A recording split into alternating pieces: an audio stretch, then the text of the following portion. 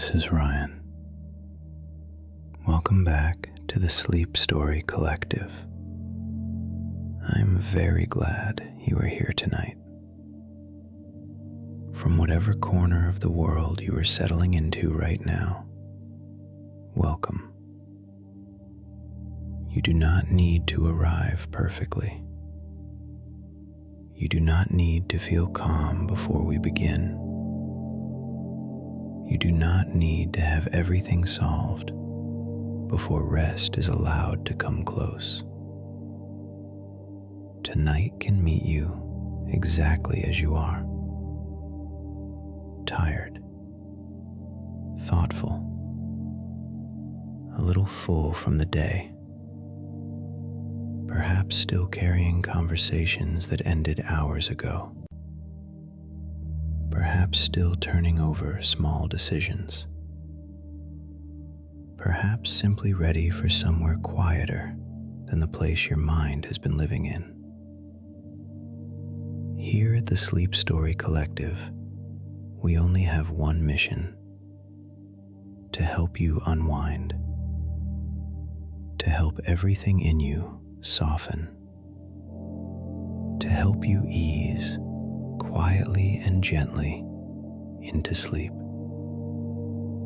If this kind of story reaches someone on a night when they most need gentleness, it is often because another listener left a small sign behind, a like or a kind word, and helped carry it forward. For now, there is nothing to do with that thought, nothing to hold, nothing to chase. Just let it pass gently, like a leaf moving on water. Take one slow breath in and let it go.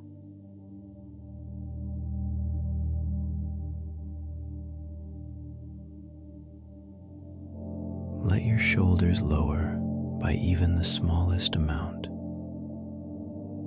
Let your jaw loosen.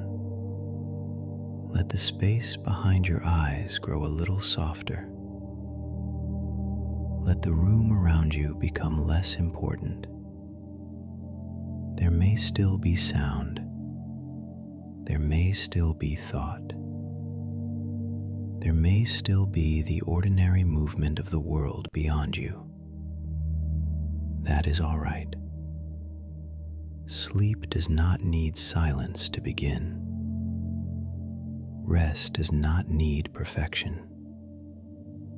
Rest can begin right here, with one breath, one quiet sentence, one small permission to stop carrying the day with both hands.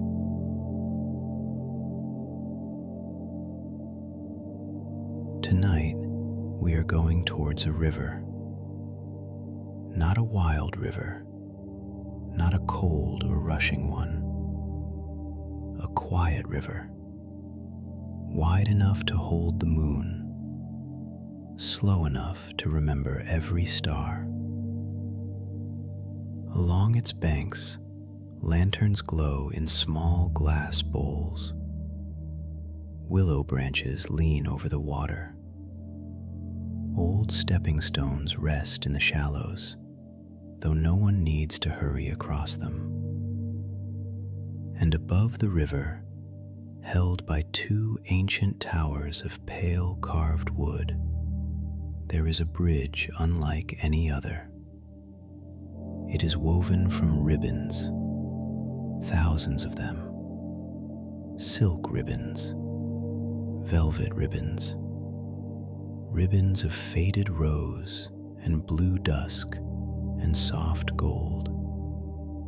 Ribbons given by travelers, gardeners, innkeepers, children now grown, and grandmothers who once crossed the river in the lantern light. Every ribbon has a quiet wish tied into it. Not urgent wishes, not desperate wishes, only gentle ones. May I sleep well. May I forgive myself. May tomorrow be kinder. May I remember that I am allowed to rest. And when the evening wind moves through the bridge, the ribbons do not snap or flutter sharply. They breathe. They lift and settle. They make the faintest hush in the air, like 1,000 small pieces of peace finding their place. So let the day fall a little further behind you now. Let the river come closer. Let the lanterns appear. Let the first ribbons stir in the soft night air. And when you are ready, we will begin. Tonight's story is called The Bridge of Ribbons Over the Quiet River.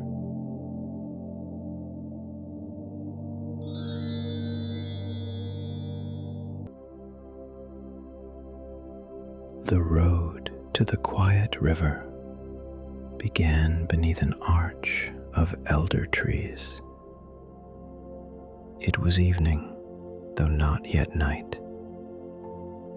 The sky still held the last color of the sun, not bright gold anymore, but a softened apricot light that rested gently along the edges of the leaves.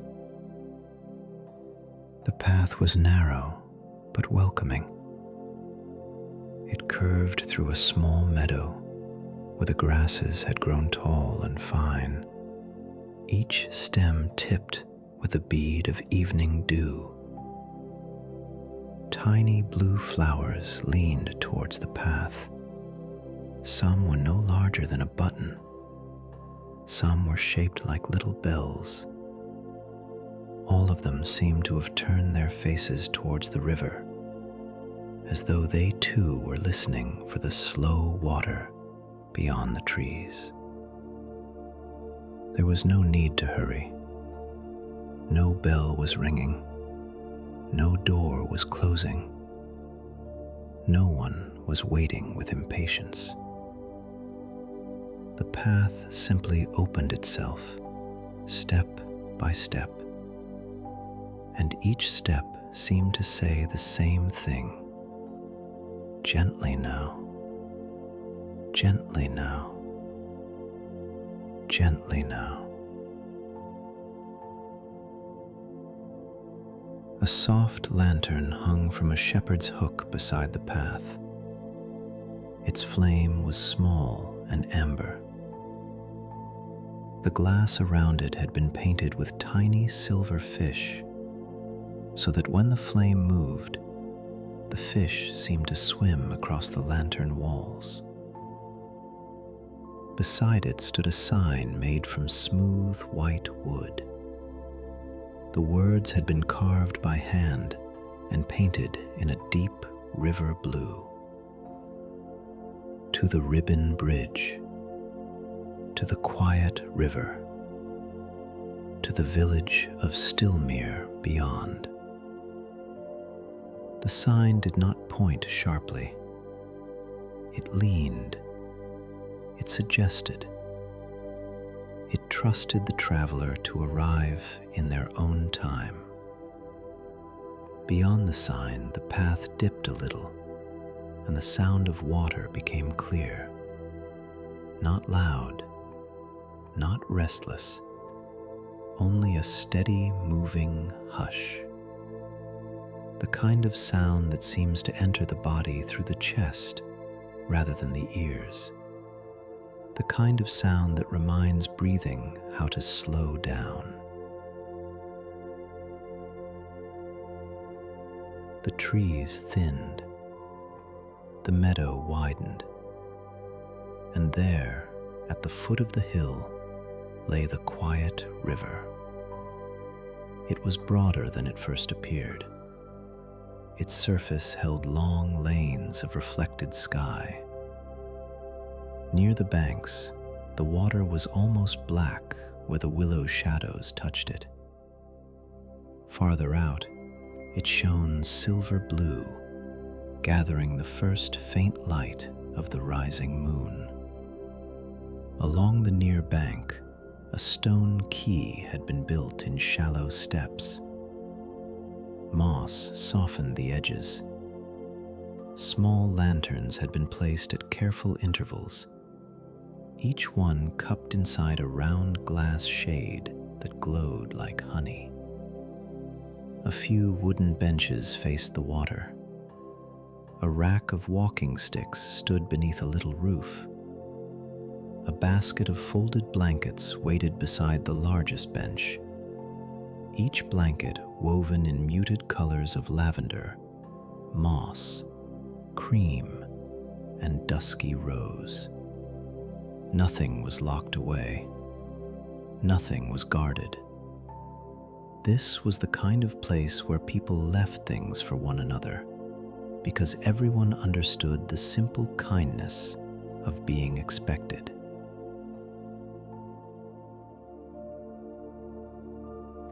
Across the river stood the bridge. At first, it looked like mist had gathered between two pale towers. Then the evening light shifted, and the bridge revealed itself. Its foundations were made from curved beams of old white oak, polished by weather, touch, and time. The two towers rose from either bank, each one round and graceful, with pointed roofs tiled in blue slate. Tiny windows glowed high above the river. Between the towers stretched the bridge's walkway, made from smooth planks fitted so closely that no foot could catch between them. But the sides of the bridge, the canopy above it, and the long trailing curtains that moved from post to post were made of ribbons. So many ribbons.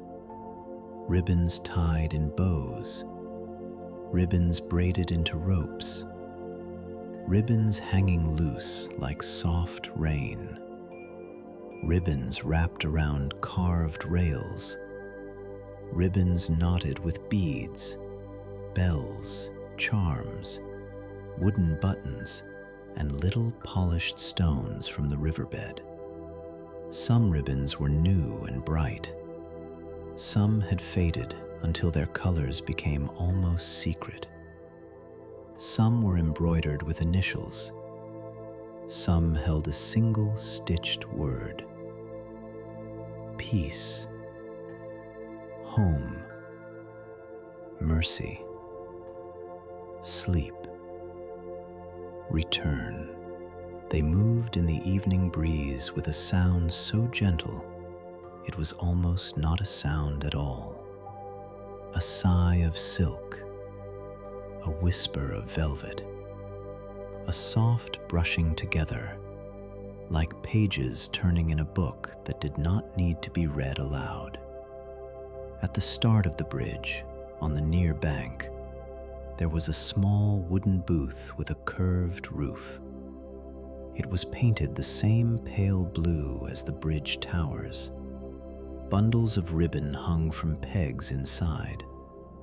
A brass bell rested on the counter, though no one seemed required to ring it. A cup of river stones sat beside a clay pot of ink, and behind the counter, arranging a coil of green silk with slow, careful hands, stood the Forbidden Keeper. Her name was Mara Vale. She weighs neither young nor old in the way fairy tales sometimes insist on naming such things. She had a calm, capable face, warm brown eyes, and silver threads in her dark hair, which she wore braided and pinned at the back of her. Around her shoulders was a soft wool cloak, the color of moonlit water. At her belt hung a little pair of golden scissors, a thimble, a key, and a pouch of smooth river beads. She looked up as the path reached the quay, and she smiled, as though she had known someone would come before the moon had fully risen. "Good evening," she said. "Welcome to the quiet river." Her voice had the calm of someone who had spent many years listening to water. She did not ask for a name. She did not ask where anyone had come from. She did not ask what had been carried here. Instead, she reached for a small kettle warming over a blue ceramic lamp. "Before the bridge," she said, "we take tea." And because the evening was soft, and the river was patient, and the bridge was waiting without urgency, there was no reason not to sit. Mara lifted 2 cups from a shelf. They were mismatched in the loveliest way. One was cream-colored with a painted willow branch. The other was blue with tiny gold stars around the rim. She poured tea that smelled of chamomile, pear, and something faintly floral, perhaps elderflower from the trees along the hill. The steam rose in pale ribbons of its own. It curled upward. It loosened. It disappeared into the evening air. Mara set 1 cup on the counter and kept one beside her. Then she turned back to the bundles of ribbon. "Most people think the bridge is for crossing," she said softly. "And it is." She lifted a length of pale rose silk and let it slip through her fingers. "But first, it is for setting down."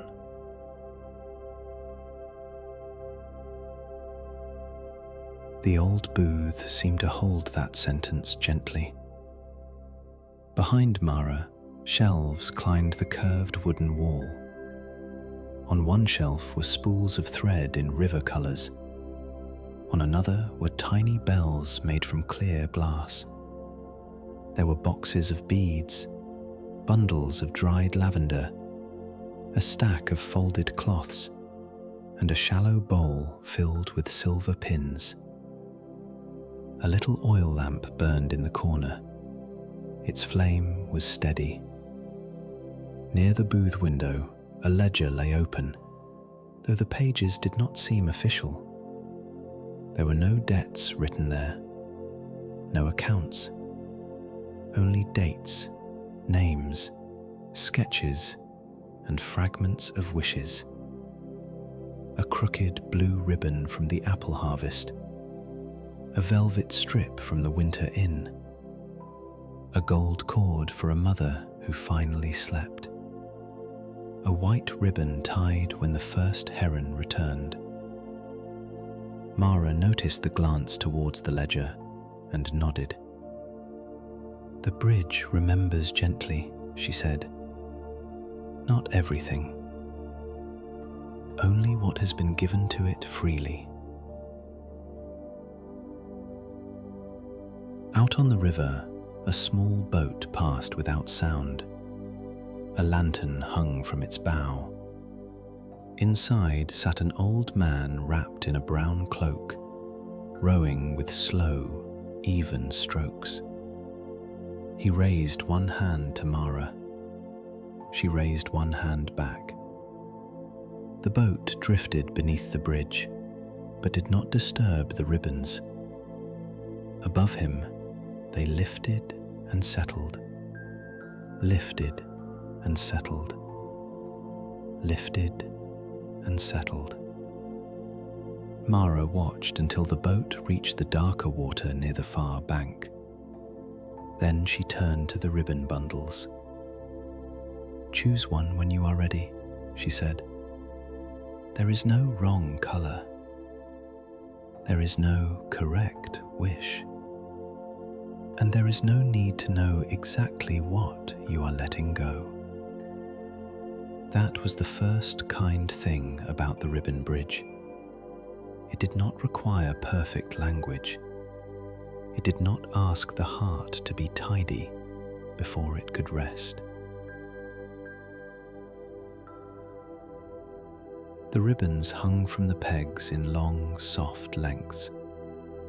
There was blue like twilight after rain, green like moss on old stone, cream like folded linen, grey like dove feathers, gold like lamplight behind curtains, pink like the inside of a shell, deep plum, warm brown, soft white.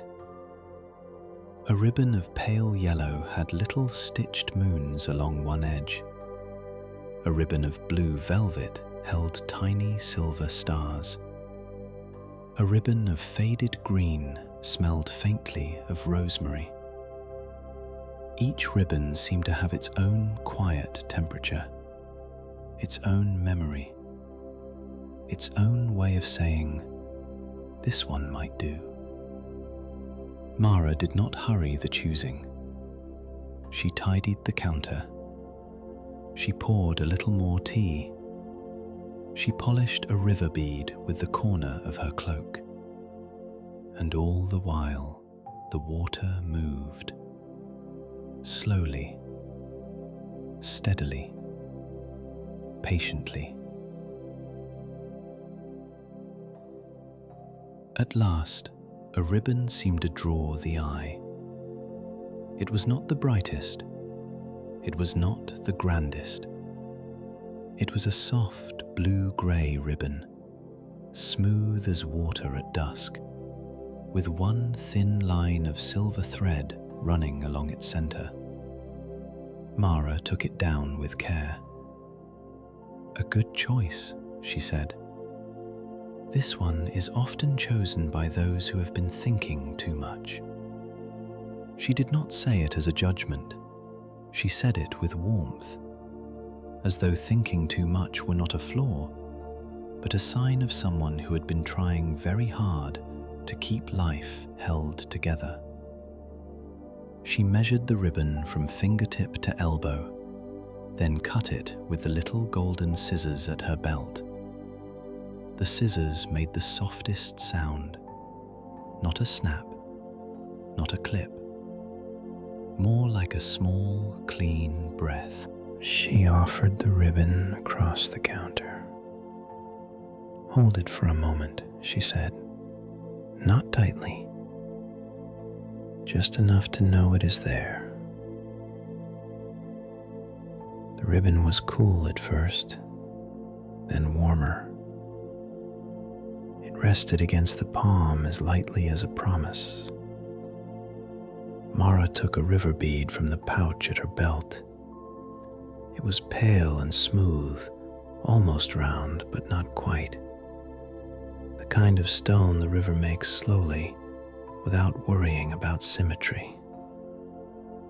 "With this bridge," Mara said, "we tie one end to what we no longer need to carry tonight. And we tie the other end to where we are going." She placed the bead in the center of the ribbon. Between those two things, there is always a crossing. She did not ask for the wish aloud. That was another kindness. Some wishes are too tired to be spoken. Some are too simple.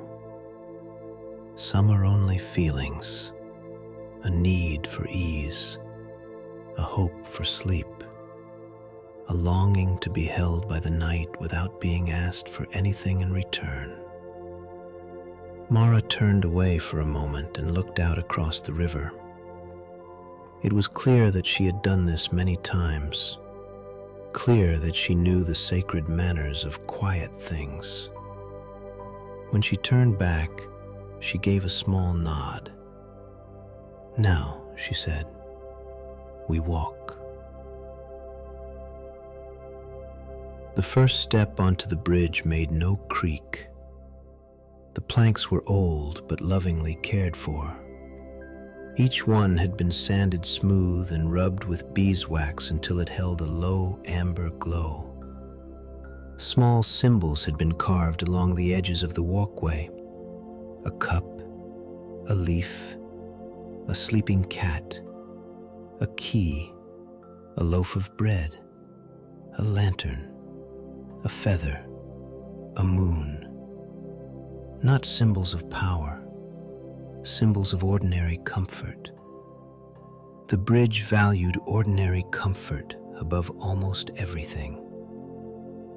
The railings were wrapped in ribbons so thickly that the wood beneath could barely be seen. Some ribbons were tied in neat bows, some in simple knots. Some were braided into patterns that moved from one color to another. A few held little notes tucked into the folds. Mara walked slowly ahead, carrying a lantern in one hand. Its light was warm and low. It did not push back the night. It simply made a small circle of kindness within it. As the bridge rose gently towards its middle, the river opened beneath. The water did not look deep in a frightening way. It looked deep in the way sleep is deep, full of quiet layers, full of things no one has to understand in order to be held by them. Moonlight rested on the surface. The first stars appeared there before they appeared in the sky. Small fish moved below the reflections like thoughts settling far beneath awareness. From somewhere along the bank came the smell of wood smoke, then warm bread, then roses cooling after sun. The far village of Stillmere was beginning to light its windows, one by one.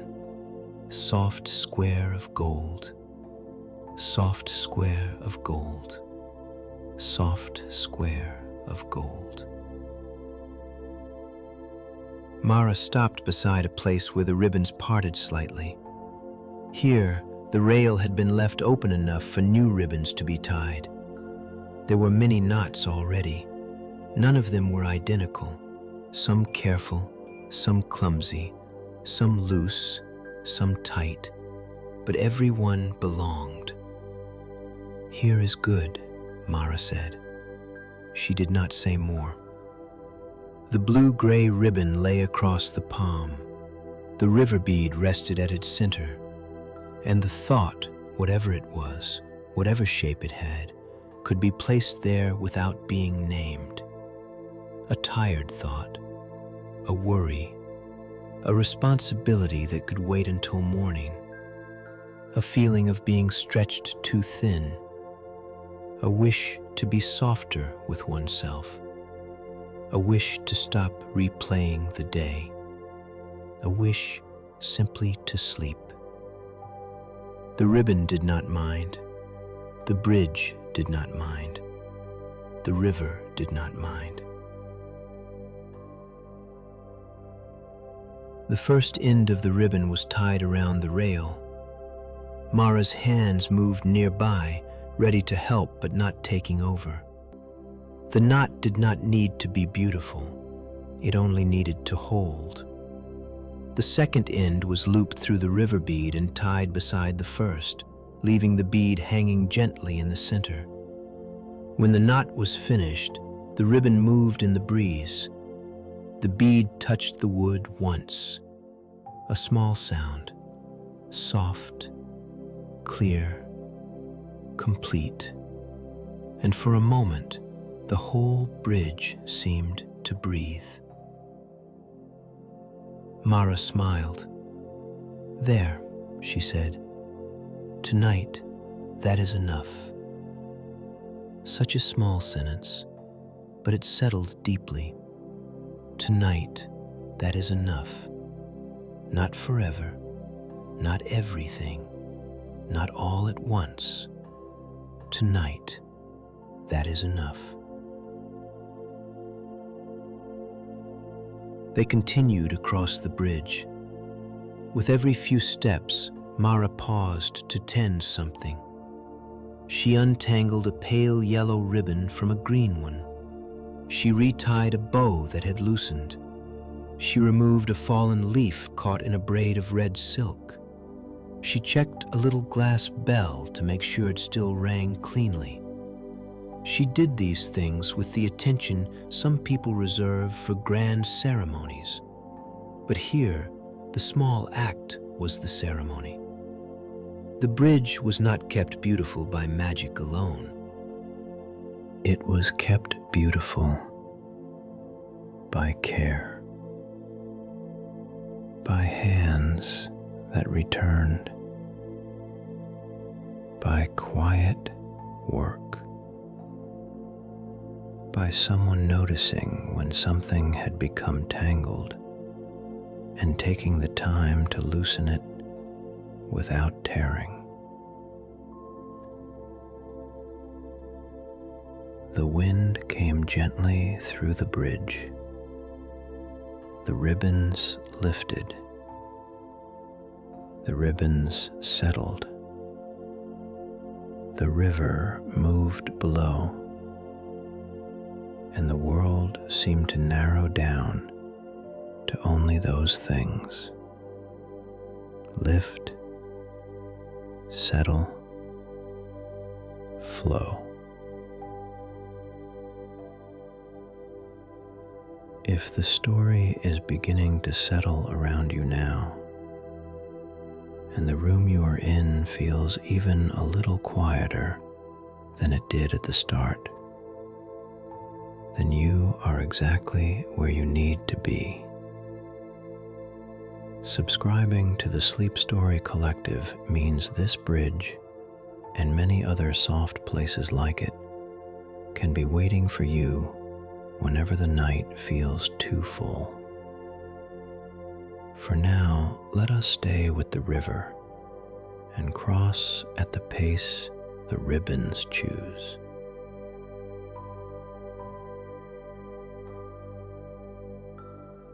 At the middle of the bridge, the walkway widened into a small, round platform. A bench curved along one side. Above it, hundreds of ribbons had been woven into a canopy. They crossed and looped and fell in soft streamers, making a little chamber of color suspended over the river. Mara set the lantern on a hook. The light filled the ribbons from below. Blue became deeper. Gold became warmer. Rose became almost peach. White became pearl. The whole place glowed as though the evening had folded itself into a quiet flower. "This is the listening place," Mara said. "Everyone pauses here."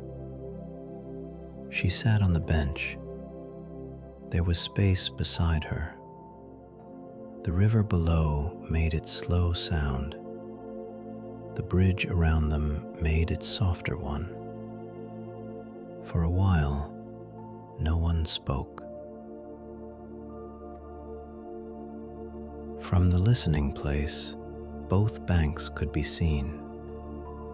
The near bank with the elder trees, the meadow, the lantern booth, and the path that had led here. The far bank with the village of Stillmere, its warm windows and crooked roofs, its riverside garden and small inn with smoke rising from the chimney. Between them, the river. Beneath them, the river. Around them, the ribbons. It was a good place to understand that crossing did not mean leaving everything behind. The near bank was still there. The far bank was not demanding arrival. The bridge held the space between, and in that held space, rest became possible. Mara reached into the pocket of her cloak and drew out a small wooden comb. It had been carved from cherry wood and polished to a satin shine. She began to comb the fringe of a lavender ribbon that had become twisted by the day's wind. With each stroke, the fibers lay smooth again. She did not pull. She did not scold the ribbon for tangling. She simply gave it time. "It happens," she said, as though answering a thought. "Even silk tangles." She smiled faintly. "Especially silk." The lavender ribbon slowly straightened. Mara tied it back into the canopy with a little loop of cream thread. Then she took a tiny bell between finger and thumb and listened to its sound. It rang once, clear and delicate. The note floated into the air, touched the ribbons, and faded. "Each bell is for a safe arrival," she said. "Not only arrivals to places, arrivals to sleep, arrivals to peace, arrivals back to oneself." She let the bell rest again. Across the river, the windows of Stilmere glowed brighter. The village was small, but it looked deeply settled. Its houses leaned towards one another in friendly ways. The roofs were mossy in places. The chimneys were narrow and tall. A bakery stood near the water, its sign painted with a crescent loaf. A little bookshop had round windows like spectacles. A flower stall was being covered for the night with a striped cloth. Near the inn, someone was lighting lamps along a garden wall. One lamp, then another, then another. Each flame appeared without fuss.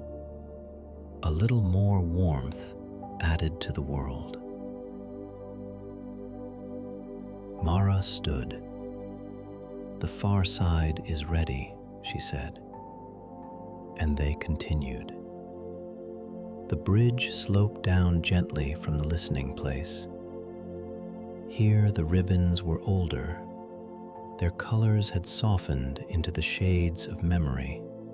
Faded rose, tea-stained cream, smoke blue, old gold, brown as dried leaves, green as the underside of moss. Many of these ribbons had been tied years ago, some perhaps decades, yet they remained part of the bridge, moving with the same wind as the new ones. No briefing was removed simply because it had fecade. Mara affectioned this corrupt. A wish does not lose its tenderness because time passes, and a person does not lose their place because they have changed. Near the Fab Tower, the bridge passed beneath a small arch carved with river birds. Swans, herons, kingfishers, little ciscompliants with their goods tucked under their wings. At the center of the arch, someone had carved a single open hand. In the palm of the hand, a ribbon had been painted in blue and silver. Mara touched the carving as she passed. "For thanks," she said. Always thank the bridge.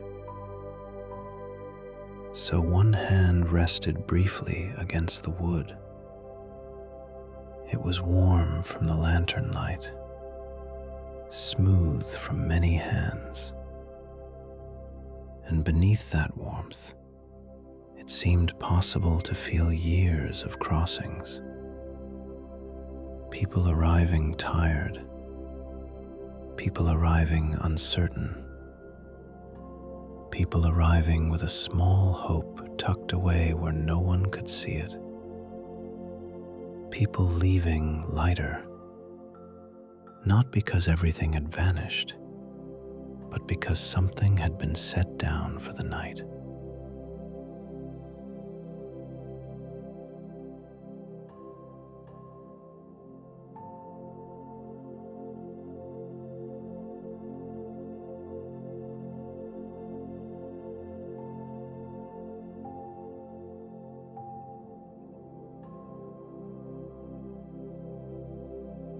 The far tower opened into a little round room. Its floor was tiled in blue and white. A curved staircase rose to the right. A doorway led out to Stillmere on the left. In the center of the room stood a basin filled with clear water. Floating on the surface were tiny white blossoms. Mara dipped her fingers into the basin and touched the water to her brow. Then she offered the same small ritual without pressure. "River blessing," she said, "for clear dreams." The water was cool, not cold.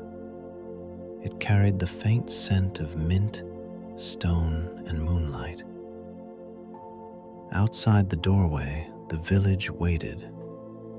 Warm, quiet, almost entirely ready for sleep.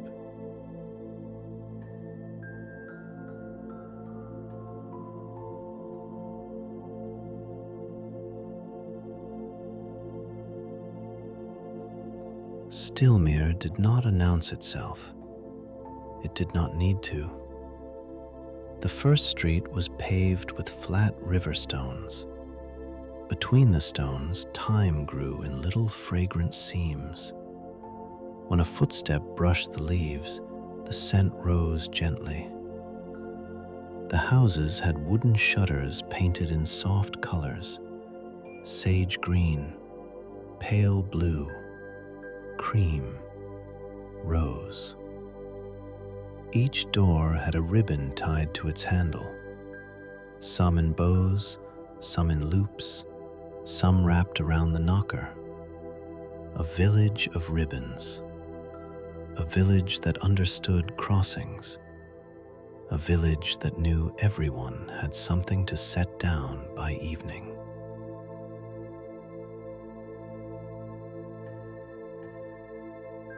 Mara led the way slowly. She greeted a woman closing the bakery. The woman wore a flour-dusted apron and had kind lines around her eyes. She handed Mara a small parcel wrapped in cloth. "For the booth," she said.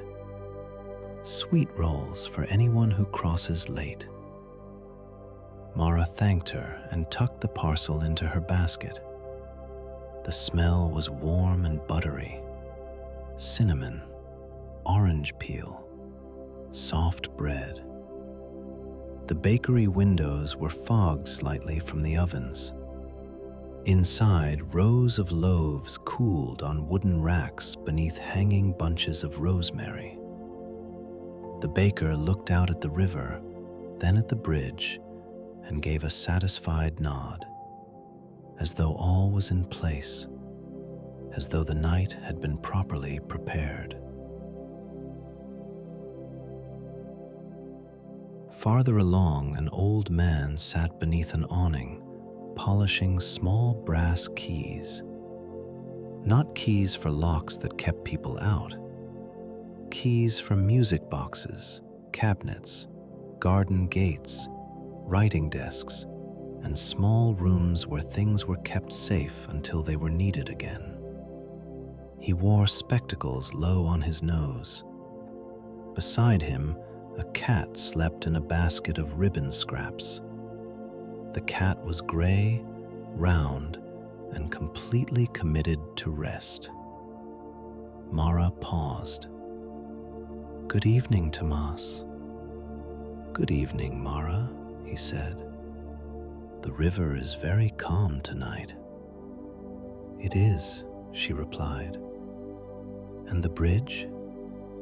"Breathing well." He smiled at that. "Then all is as it should be." The cat opened one eye, considered the conversation, and closed it again. That too seemed wise. The village continued uphill just slightly, away from the river. At the center was a square no larger than a garden courtyard. A fountain stood there, though it did not splash. Water rose quietly from a stone bowl and spilled over the edges in smooth, glassy sheets. Around the fountain, benches had been arranged beneath flowering trees. The blossoms were white and faintly luminous in the moonlight. Ribbons hung from the branches, some short, some long enough to brush the backs of the benches. When the breeze moved through them, the whole tree seemed to breathe. On one side of the square stood the Inn of the Folded Map. Its windows glowed warmly.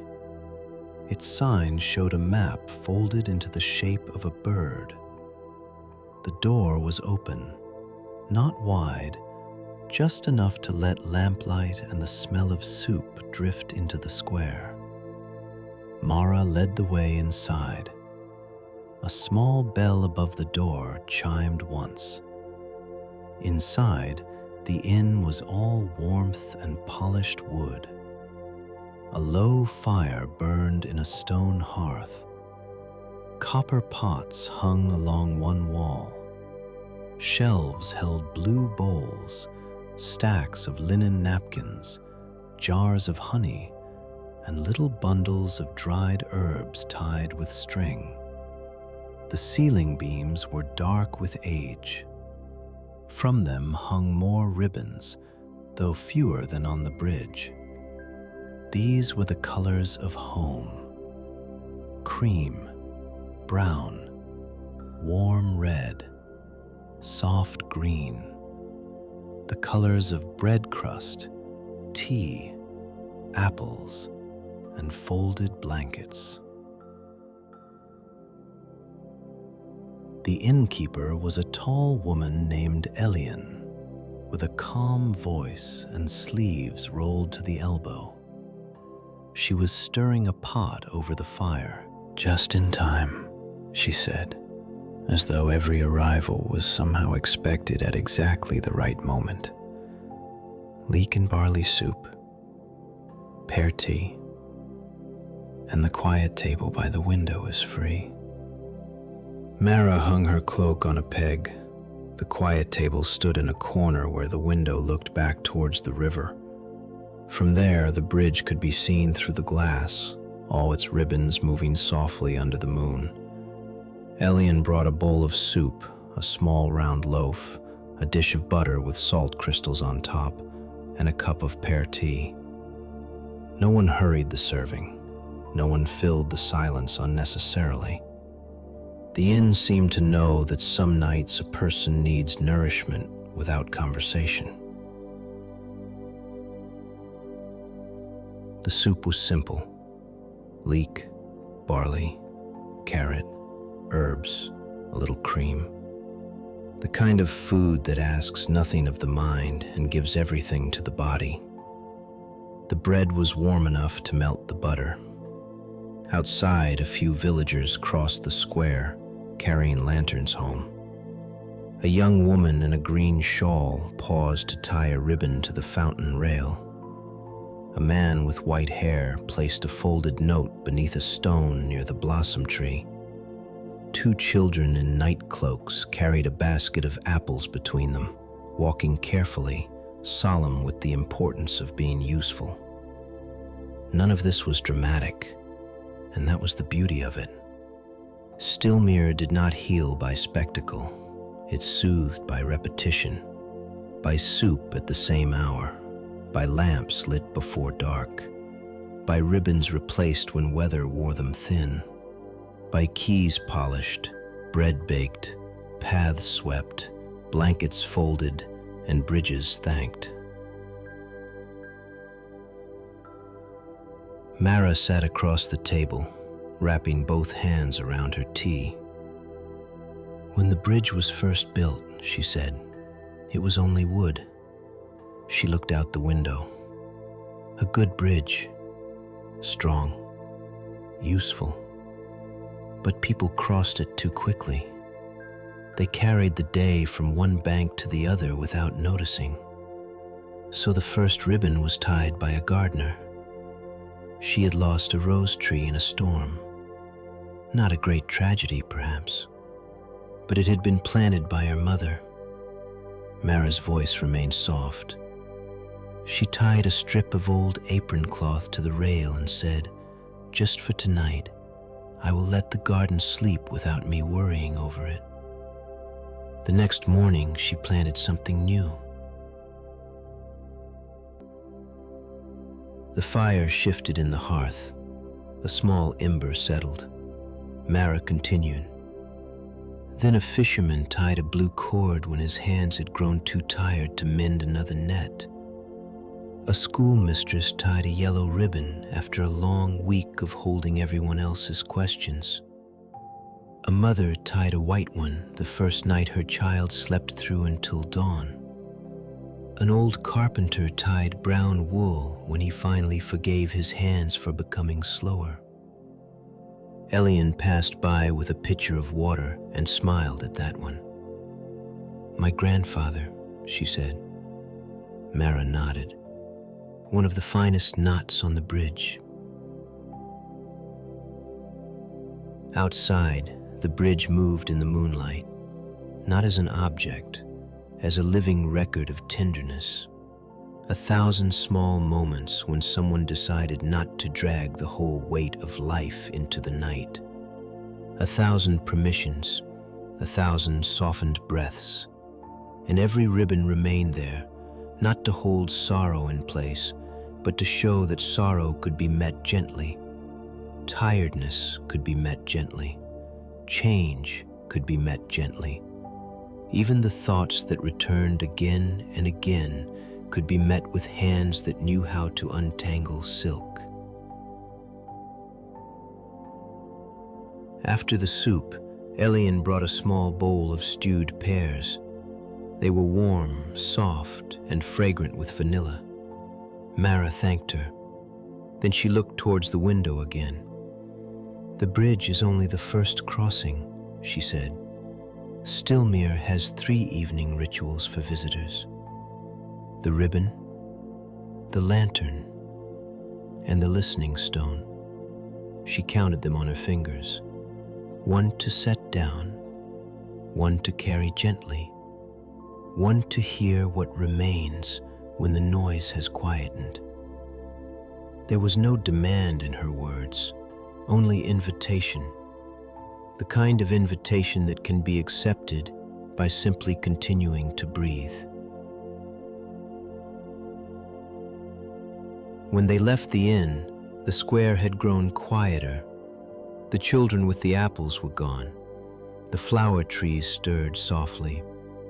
Somewhere nearby, a window closed with a careful click. Mara carried the lantern from the bridge, now refilled with oil by Elian, and led the way down a narrow lane that curved between gardens. The gardens of Stillmere were not fenced high. They were edged with low stone walls, wooden gates, and soft hedges of lavender. In one garden, silver cabbages shone under the moon. In another, roses climbed a trellis beside a blue door. In another, a small pond held 3 floating candles, each one cupped in a lily leaf. The lane smelled of damp earth, herbs, and cooling stone. At the end of the lane stood the lantern house. It was smaller than its name suggested. Only one room, round as a jar, with a roof of overlapping wooden shingles. Inside, shelves curved around the walls from floor to ceiling.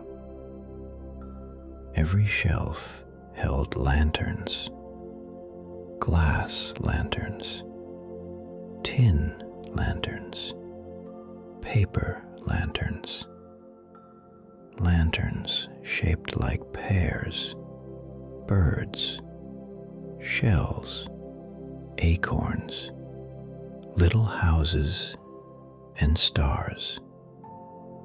Some were plain, some were painted, some were mended with visible seams, and those seemed to be treasured most of all.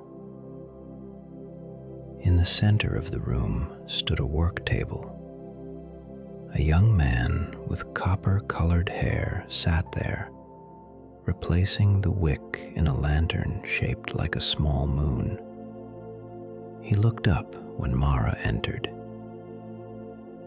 "Evening crossing?" he asked. "Evening crossing," Mara replied. "Then we will need a soft carrier." He rose and began to scan the shelves.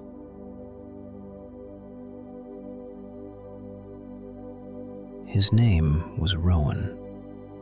He was the lantern tender.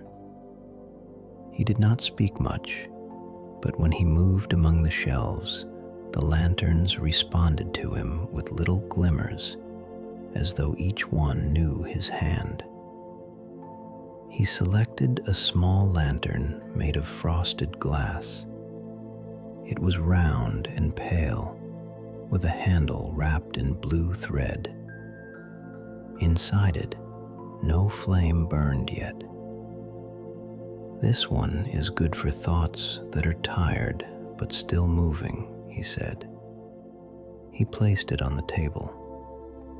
Mara set the bridge lantern beside it. Rowan took a thin taper, lit it from Mara's flame, and touched it to the wick inside the frosted lantern. A small light bloomed, gentle, contained.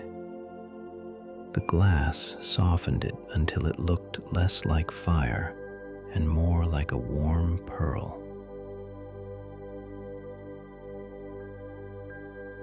"Some things cannot be set down completely," Mara said. "Not because you have failed, because they still matter." She touched the handle of the lantern. "So we do not carry them in our bare hands all night. We place them somewhere kinder." The frosted lantern glowed steadily. It made sense. Some responsibilities do not vanish at sunset. Some love continues. Some questions wait. Some grief, some hope, some unfinished task may still be there in the morning. But it does not have to burn uncovered in the mind all night. It can be placed in a lantern, held gently, given walls of glass, given a small handle, allowed to glow without setting the whole room alight.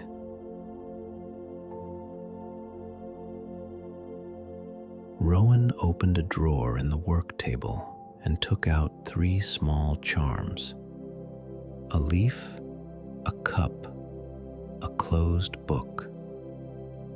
"All good choices," he said. "The leaf for what can grow without being watched. The cup for what can be received the book for what can wait until its page is opened. Mara looked at the charms, then towards the lantern. "The book," she said softly. "A good charm for tonight." Rowan tied the tiny closed book to the lantern handle with blue thread. It tapped lightly against the frosted glass. A little sound, a little reminder. What can wait may wait. They carried the lantern out into the lane. The light did not reach far. It did not need to. It made just enough glow for the next few steps. And sometimes that is all rest asks of anyone. Not a whole future, not a perfect plan, just the next few steps held in enough light to feel safe. Mara walked beside the lavender hedges. The lantern swung gently from her hand. Blue thread, frosted glass, soft pearl light, closed book charm. Behind them, Rowan returned to his table, and through the lantern house window, his figure bent again over the little moon-shaped lantern, patient as the evening itself.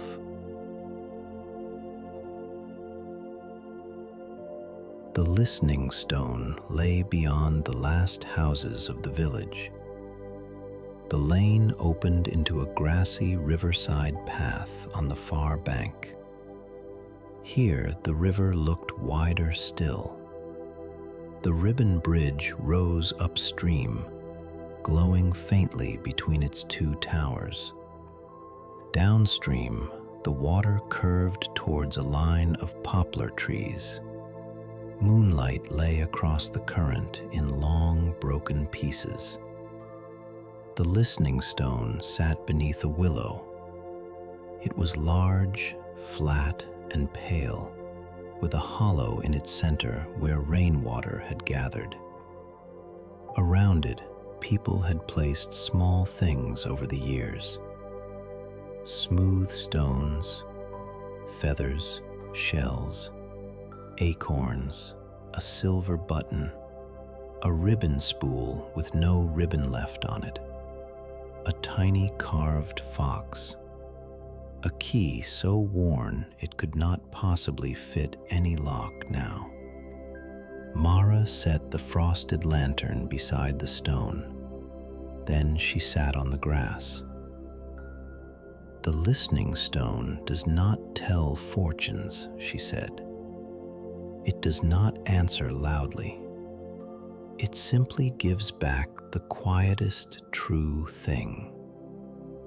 The wrapping moved. The wallow leaves moved. A moth circled the lantern once, slowly, then drifted away. There very that full tear there down from silence, not empty, listening. Mara placed one head on the stone. She closed her eyes. After a while, she smiled. "Mine says, mend the green ribbon tomorrow." She opening her eyes.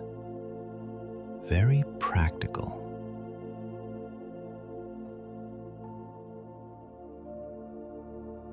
The listening stone did not cred hand. It accepts nearness. It accepted presence. It accepted someone simply sitting beside it and letting the night do the work. The frosted lantern glowed. The river spoke in its low, unhurried way. And somewhere beneath all the thoughts that had seemed so important earlier, something quieter could be sensed. Not an answer in words, perhaps, more like a feeling. You are allowed to stop for tonight. You are allowed to be held by what is gentle. You are allowed to cross slowly.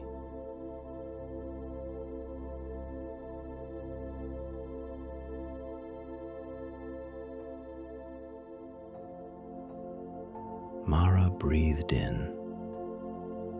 Mara breathed out. Then she took a small ribbon from her cloak pocket. This one was cream-colored and narrow. She tied it to a willow branch above the listening stone. "For the visitor," she said. "Every first crossing is given one by the keeper." The ribbon moved softly beside the leaves, not to mark an achievement, not to say anything had been conquered, only to show that someone had been welcomed here. Someone had sat by the listening stone. Someone had been allowed to rest without explanation.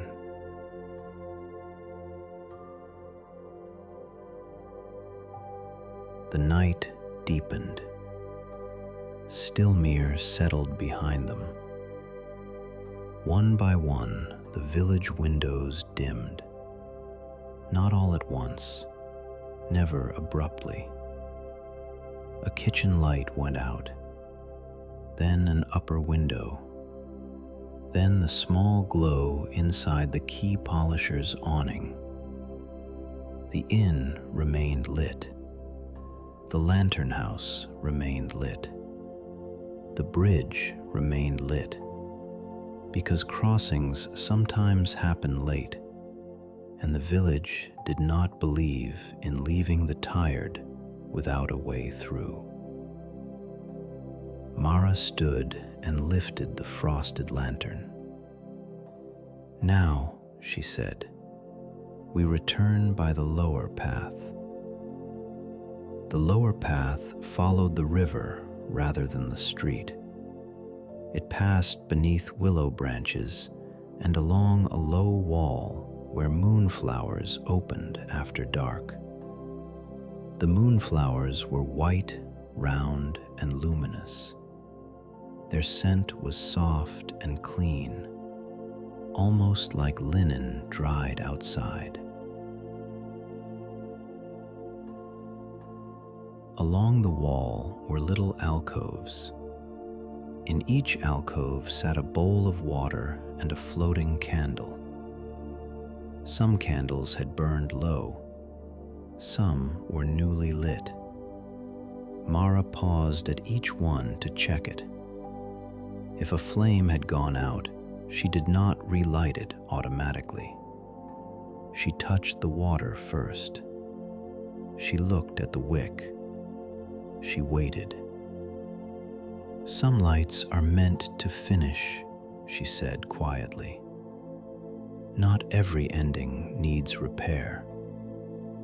At the next alcove, where a candle leaned too close to the edge of its bowl, she straightened it. But some lights only need a gentler place to stand. The lower path curved beneath the bridge. From below, the ribbons looked like a soft, hanging garden. Their colors were muted by moonlight, blue and gray and white, gold and rose and green. The river carried their reflection in trembling lines. The blue-gray ribbon tied earlier could not be seen from here. There were too many. But it was there, part of the bridge now, held among all the other wishes and releases, not lost, not singled out, included. Mara stopped beneath the bridge. She lifted the frosted lantern. For a moment, the light caught the underside of the ribbons. The closed book charm touched the glass. A tiny sound. What can wait, may wait. The words did not need to be spoken again. They had already settled into the night. The path continued to a small riverside gate. It was painted pale green with a ribbon tied to the latch. Beyond it lay the garden behind the inn of the folded map. There were tables beneath apple trees, though no one sat there now. A few cups had been turned upside down to dry on a tray. A shawl had been folded over the back of a chair. Someone had left a book on a bench with a ribbon marking the page. Nothing felt abandoned, only paused. Mara placed the frosted lantern on the garden table. "This is where we leave what can wait," she said. "Elion keeps the night shelf." Beside the inn's back door stood a narrow shelf under a little roof. On it were several lanterns, each different. A green one with a leaf charm, a copper one with a cup charm, a blue paper lantern with a feather charm. Mara placed the frosted lantern among them. Its parental light joined the others. Small worries, small hopes, small responsibilities, all given shelter for the night. Not denied, not dramatized, not clutched, sheltered. Elion opened the back door quietly. She had taken off her apron and now wore a knitted cardigan over her dress. "All placed?" she asked. "All placed," Mara said. Elion nodded and looked at the shelf with satisfaction. "I will make sure they burn low and safe." Then the turn to the table and lifted the forgotten shawl from the chair. "This belongs to Leora. She always corrects one thing and remembers 3 for everyone else." There was Vance in her voice. No irritation, just subconscious. The kind of recognition that makes a place feel like home. Inside the inn, the fire had been banked for the night. The room was dimmer now, softer. The chairs had been pushed in, the bowls washed, the floor swept. A single lamp burned near the stairs. Mara and Elion stood near the hearth for a moment, without speaking. Then Elion took a folded blanket from a shelf. "For the window seat," she said. "Anyone who has crossed should sit once more before going back." The window seat was deep and cushioned. From it, the bridge could be seen in full. Mara settled nearby in a wooden chair.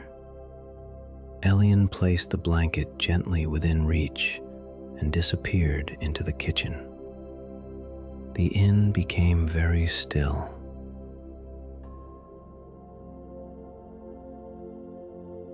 Outside, the ribbon bridge moved in the dark. Its lanterns glowed along both rails. Its towers stood pale against the sky.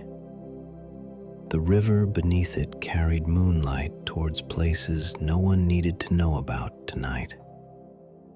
The blue-gray ribbon was out there somewhere, tied securely, holding what had been given to it, doing its small, steady work. And the frosted lantern was behind the inn, holding what could wait, doing its own small, steady work. The listening stone rested beneath the willow, holding the quietest true thing, doing nothing dramatic at all. Mara's voice came softly from the chair. This is why the village sleeps well. Not because life is always simple here. It is not. Gardens fail. Roofs leak. People miss one another. Hands ache. Letters arrive late. Bread burns sometimes. She smiled. But nothing has to be carried alone into the dark. The fire gave a low sigh. Everything has a place. A ribbon, a lantern, a stone, a bowl, a shelf, a bench, a listening ear. She folded her hands in her lap, and once something has a place, the heart can loosen its grip. The night outside seemed to agree. The river did not stop moving. The ribbons did not stop breathing. The lanterns did not stop glowing. But everything had slowed to the pace of sleep. Mara rose after a while and lifted her cloak from the peg. "It is time to thank the far bank," she said. Back outside, the village square was almost fully asleep. The fountain still moved in its quiet sheets. The blossom trees held their ribbons. The moon had risen higher. Its light silvered the rooftops and softened every edge. Mara stood beside the fountain and touched 2 fingers to the water. "Thank you for the warmth," she said. "Thank you for the welcome. Thank you for what could wait." This was not performance. No one watched. No one needed to approve. Gratitude in Stillmere was simply part of closing the day, like covering bread, like lowering a lamp, like folding a blanket. They walked back towards the bridge. The village behind them did not disappear. It remained warm, present, available. That was the comfort of it. Some places do not need to be held tightly because they are faithful enough to be found again. At the far tower, Mara paused by the basin of clear water.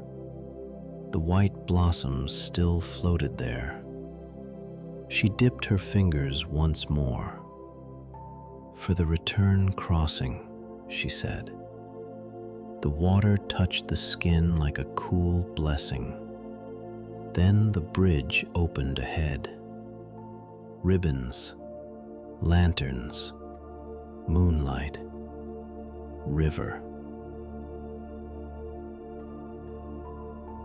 Crossing back was different. The first crossing had carried arrival. The return carried release. The body knows the difference. The mind knows it too, even when it cannot explain. The old ribbons near the far tower moved softly as Mara passed. Their faded colors seemed even gentler now. Some had been there through many seasons. Spring rain, summer heat, autumn mist, winter frost. And still they moved. Still they belonged. Still they held. At the listening place in the middle of the bridge, Mara paused again. This time she did not sit. She lifted one hand and touched the canopy. The ribbons brushed her fingers. "A good crossing," she said. The verburn below was darker now, but not less kind. The stars had multiplied. In the water, they looked close enough to gather. A heron stood near the reeds downstream, perfectly still. On the near bank, the ribbon booth waited with its little lamp burning. The tea kettle would still be warm. The basket of blankets would still be beside the bench. The elder path would still lead back through the meadow. Nothing had vanished. Everything had simply become quieter. The blue-gray ribbon was visible now. There it was, tied among the others, its silver thread catching the lantern light, the river bead hanging at its center. It moved gently as the breeze passed through, not stronger, not calling attention to itself, simply held. Mara stopped beside it. She looked at the knot, checked that it was secure, and touched the bead with one finger. The bead clicked softly against the rail. "Still enough," she said. A perfect phrase. Still enough. Not empty, not finished, not transformed beyond recognition. Still enough. Enough for tonight. Enough to rest.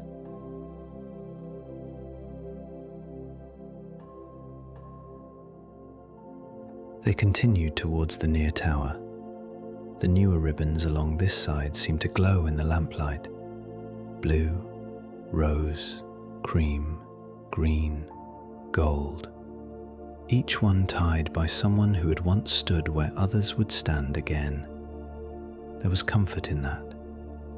To be one of many. To know that tiredness is not a private failure. That longing for rest is not weakness. That the need to set something down is as human and ordinary as needing bread, warmth, water, and a safe path home.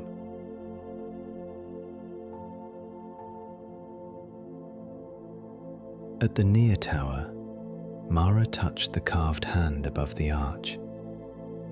"For thanks," she said again. The wood was warm. The bridge received the touch without ceremony.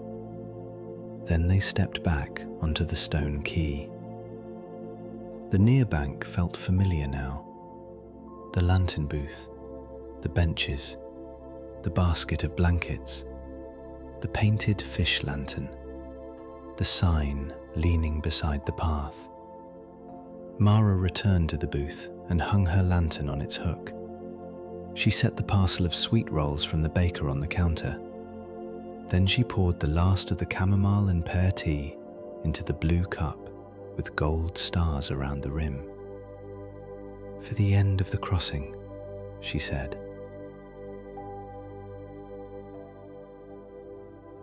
The tea had cooled enough to drink easily.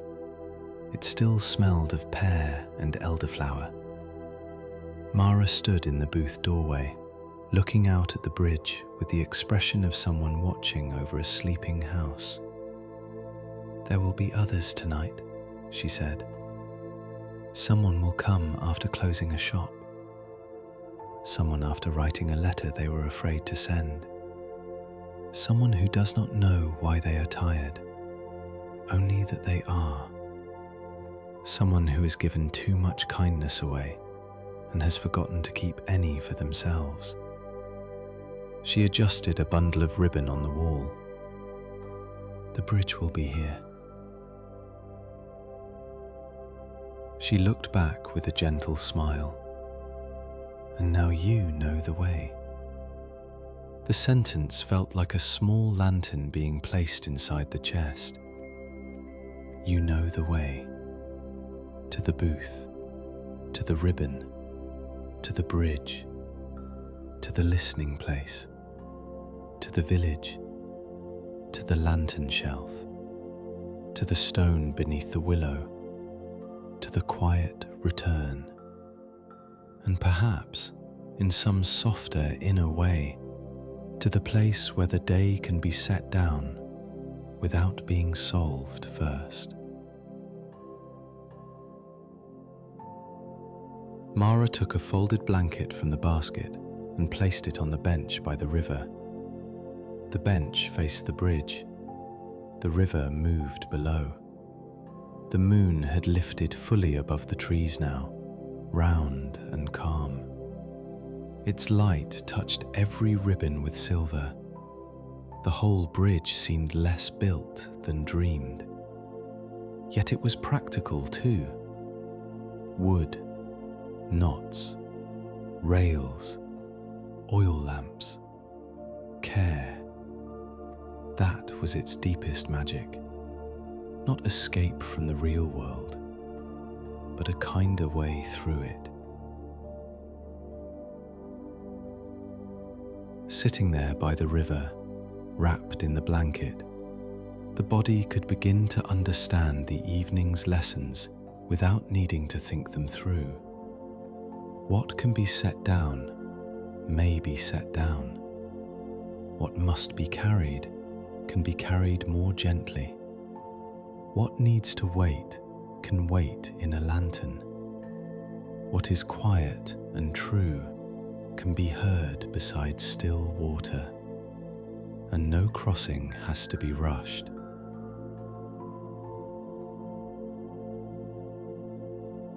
Mara moved about the booth, preparing it for the next traveller. She refilled the kettle. She trimmed the lamp wick. She placed the sweet rolls in a covered dish. She sorted 3 new ribbon bundles by colour: blue with blue, rose with rose, gold with gold. Then she opened the ledger and wrote a few lines. The pen moved softly over the paper. She did not read the words aloud. Some records are meant to remain quiet. But when she finished, she placed a small mark beside the entry, a curved line like a bridge, a dot beneath it like the moon in the river. Then she closed the book. The elder trees behind the quay rustled. From the meadow came the faint night song of crickets. The painted fish lantern moved gently on its hook, and its little silver fish swam across the glass. The river continued, always continuing, always carrying moonlight without effort. A person could sleep to that sound. A person could let go by degrees, not with a dramatic surrender, not all at once, but like a hand slowly unclenching under a blanket, like a ribbon loosening from a knot that no longer needs to be tied, like a lantern burning safely lower on a sheltered shelf.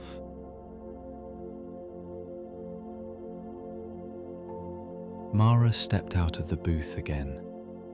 She carried a small wooden tray with 1 sweet roll on it, For before the path, she said, the roll was soft, still faintly warm in the middle, with cinnamon folded into its center. It was the sort of small kindness that makes the world feel less severe. Nothing grand, nothing demanding, just warmth placed in the hand at the right time. Mara sat at the other end of the bench. The two of you looked at the bridge. For a while, there was only river sound, ribbon sound, night sound.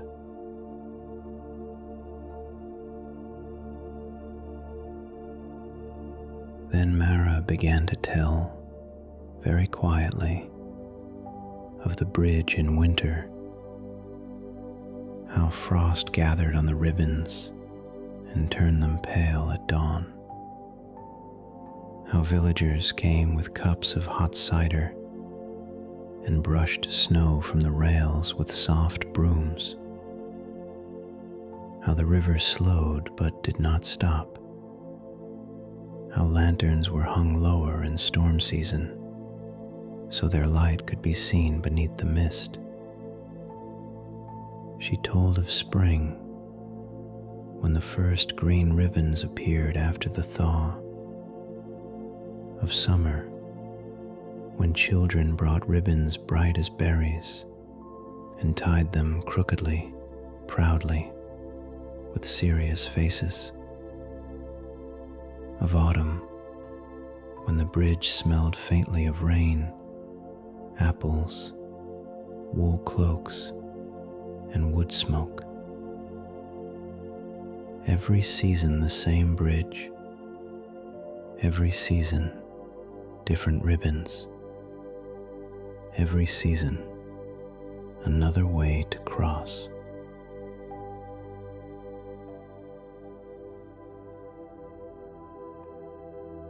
Her voice grew softer as she spoke, not fading exactly, settling. The words became less important than the feeling beneath them. Care returning, light returning, paths remaining, the river carrying everything at the pace it was meant to go. A late traveler appeared at the edge of the meadow path, a woman in a dark green cloak. She walked slowly, one hand at her throat, as though holding a thought there. Mara noticed immediately. She rose without haste. "Rest here," she said. "I will see to her." The woman reached the booth. Mara welcomed her the same way. No questions. Tea first, ribbon after. The bridge waited. Watching from the bench, it became clear that this was happening all the time, in one form or another. Someone arriving, someone being received, something being set down, a crossing made gently, a return made lighter. The green-cloaked woman chose a ribbon the color of warm cream. Mara cut it. The scissors made their soft breath. The woman held the ribbon and looked towards the bridge. No one rushed her. The river did what the river always did. The lanterns held what light was needed. The night made room. And when the woman was ready, Mara walked with her onto the bridge. Their figures grew smaller among the ribbons. The cream ribbon moved in the woman's hand like a pale stream of moonlight. At the first open place along the rail, they stopped. The woman tied her knot. Mara stood beside her. The bridge breathed.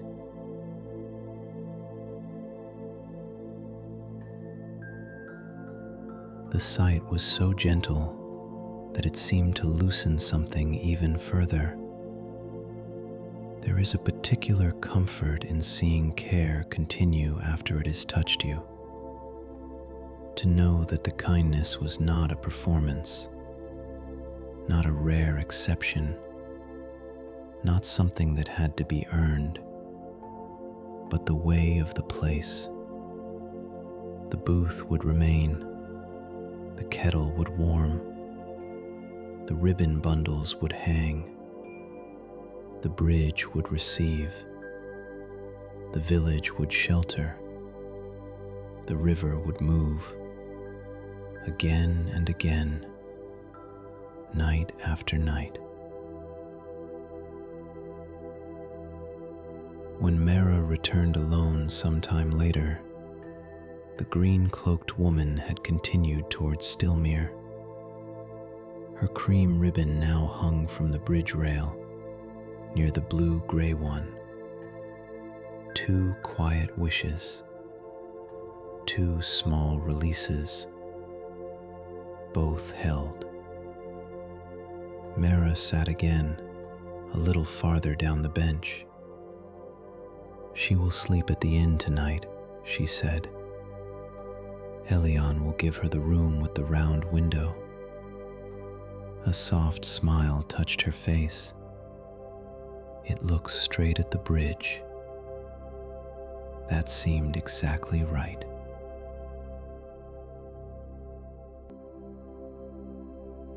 The moon crossed higher. The air cooled. Mara took another blanket from the basket and placed it carefully around her own shoulders. The reminder booth lamp burned low and steady. "You may stay here as long as you like," she said. "And if you drift before the story ends, the youth will not mind. The bridge will not mind.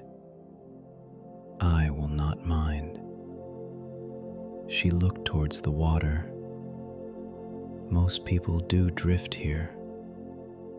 It is one of the bridge's quieter talents." The bench seems softer now, the blanket warmer, the river slower, though perhaps it had not changed at all. Thoughts, if they came, could be allowed to move like reflections, appearing, stretching, breaking gently, passing downstream. No questioning needed to back. No featuring needed to be explained. The web greeting had the author thinking for tonight. The frosted lantern had what cred the living stone had the context, true thing. The broadeds both the blanket. The breath had the word. That was enough. Mara began one final small task. From her pouch, she took a hensensis of Loltalip's Coronis, pieces too short to tax to the brid. Blue, gold, green, rose, cream. She bonded them together in her lap, slowly of evenly. Over, under, over, under, each color crossing the next, none disappearing, all becoming part of something softer. When the braid was finished, she tied it around the handle of the blanket basket. "For anyone who needs warmth before choosing," she said.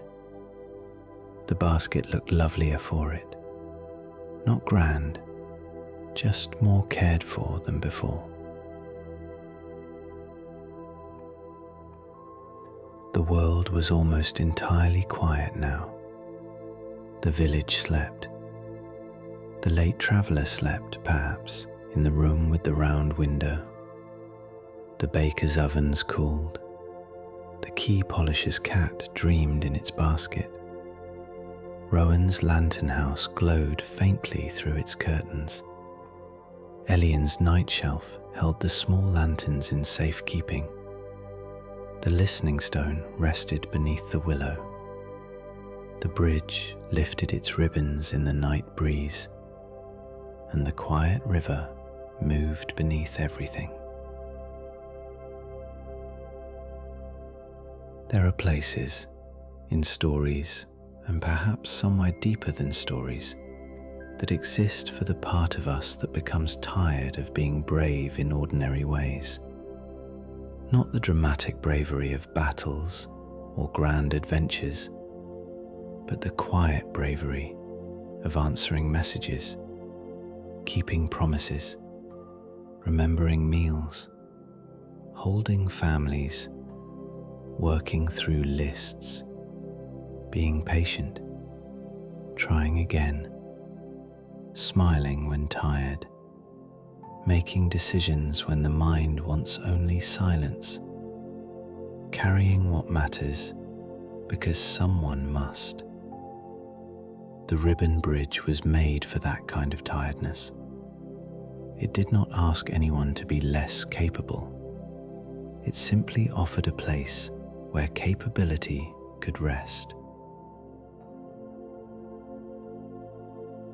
Mara's voice became very soft.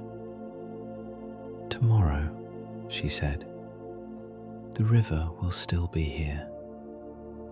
The bridge will still be here. Your ribbon will move with the others. And if the thought returns, you can remind it that it has already been given a place for the night." She folded her hands beneath her cloak. Some thoughts only need to be told, gently. Not now. Not now. Not tonight. Not while the river is moving this slowly. Not while the ribbons are breathing. Not while the lanterns are low. Not while the body is warm. Not while sleep is drawing near. The final part of the night came without announcement. The moonlight softened. The water darkened. The lanterns seemed to glow from farther away. Mara stood and took the empty cup from the bench. She placed it in the booth. She closed the ledger. She lowered the lamp slightly, but did not put it out. The bridge must always be visible. Then she returned to the bench one last time. "Time to let the story carry itself now," she whispered.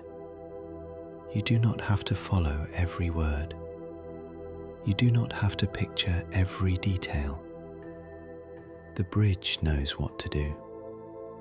The river knows where to go. And you may simply rest."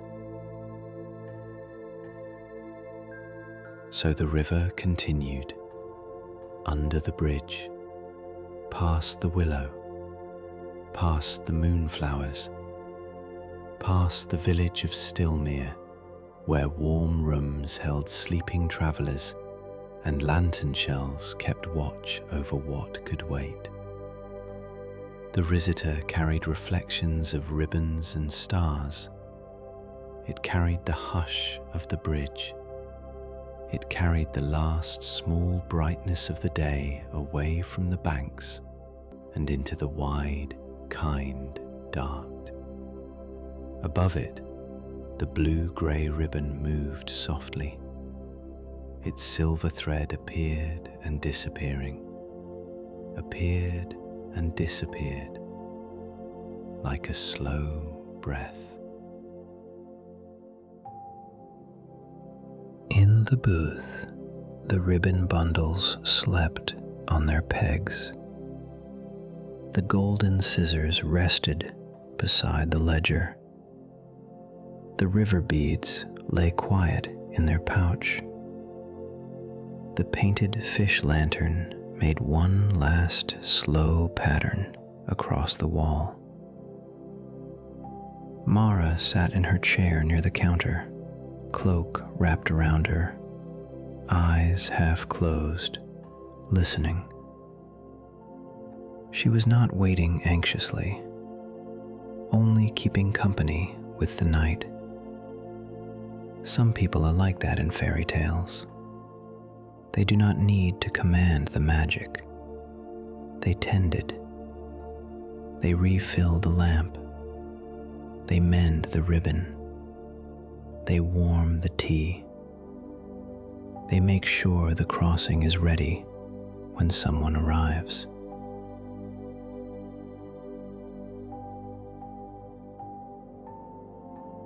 And somewhere inside the sleeping mind, the bridge remained. Not as something to work at, not as something to remember perfectly, only as a shape of comfort, a place to return to when thoughts grow too loud, a place with a booth, a keeper, a river, a ribbon, a lantern, a stone, a village, and a bench beneath the moon. A place where nothing sharp is coming. A place where no one asks you to hurry. A place where the tired parts of you are not a burden. A place where even the most tangled ribbon is handled with patience. The night deepened. The bridge breathed. The river moved. The village slept. And all along the railings, every ribbon held its quiet wish. May I sleep well. May I forgive myself. May tomorrow be kinder. May I remember that I am allowed to rest.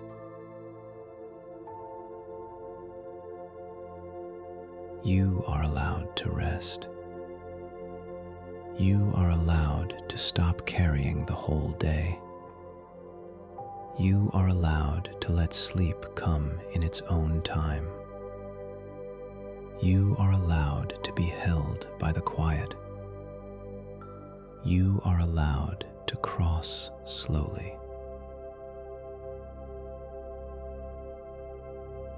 If you would like to make sure this world is always close, subscribing to the SleepStory Collective means a new, gentle place will be waiting whenever you need your way back to rest. The bridge will remain here. The ribbon will remain tied. The river will keep moving softly through the night. Good night. Sleep well. And when you are ready, let the quiet river carry you the rest of the way. Good night.